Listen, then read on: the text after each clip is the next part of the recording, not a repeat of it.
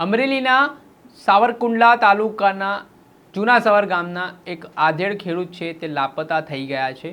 છેલ્લા 5 દિવસથી તેઓ મળતા નથી ને હવે પોલીસ દોડતી થઈ છે।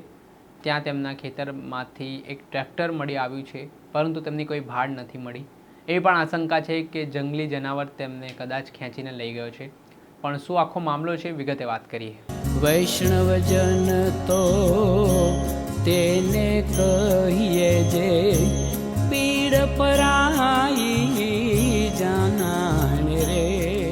દર્શક મિત્રો, નવજીવન ન્યૂઝમાં આપનું સ્વાગત છે। હું છું ફૈઝાન। વાત કરીએ તો અમરેલીના સાવરકુંડલા તાલુકાના જૂના સાવર નામનું ગામ આવેલું છે। ત્યાં ખેડૂત વઘાજીભાઈ દેસાઈ છે, છેલ્લા 5 દિવસથી ગુમ થઈ ચૂક્યા છે। તેઓ ઘરેથી ખેતી કરવા જવાનું કહીને નીકળ્યા હતા, ત્યારે તેમની કોઈ ભાડ નથી મળી। પરિવારના લોકો ખૂબ ચિંતિત જોવા મળ્યા। ત્યારે જ્યારે ખેડૂતના પરિવારના લોકો વાડી આવ્યા તે દરમિયાન એક ખુલ્લું ટ્રેક્ટર મળી આવ્યું, પરંતુ તેઓ ત્યાં દેખાયા નહીં। થોડાક જ અંતરે ખેડૂતનો પેન્ટ શર્ટ પણ મળી આવ્યા, પરંતુ તેમનો કોઈ પણ પતો લાગતો નથી। આ બાબતને લઈને પરિવાર દ્વારા પોલીસને જાણ કરવામાં આવી અને પોલીસની ટીમ તાબડતોબ જે જૂના સવર જે વાઘજીભાઈ દેસાઈ નામના ખેડૂત છે જે ગુમ ચાલી રહ્યા છે તેમને શોધવા માટે અલગ અલગ ટીમો બનાવવાની તજવીજ હવે હાથ ધરી છે અને દ્રશ્ય સામે આવ્યા છે ખેડૂતના ખેતરના, કે ત્યાંથી પોલીસ હવે તપાસના ધમધમાટની શરૂઆત કરી છે। આ મામલે શું કહી રહ્યા છે ખેડૂતના પરિજન, તેમને સાંભળો।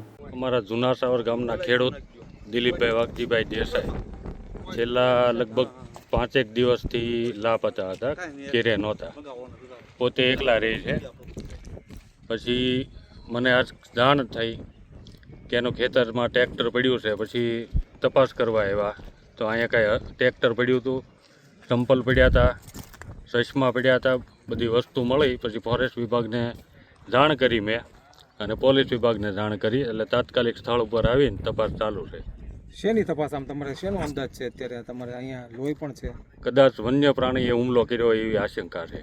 હવે આ જે વ્યક્તિને આપણે સાંભળ્યા ને હવે જે વાઘજીભાઈ દેસાઈ છે તેઓ ખેતીનું કહીને ઘરેથી આવ્યા હતા, પરંતુ તેમને કોઈ ભાડ મળતી નથી ને વન્ય પ્રાણીઓ એ વિસ્તારમાં આટાફેરા મારે છે, કેમ તેને લઈને હવે વન વિભાગને પણ જાણ કરવામાં આવી છે।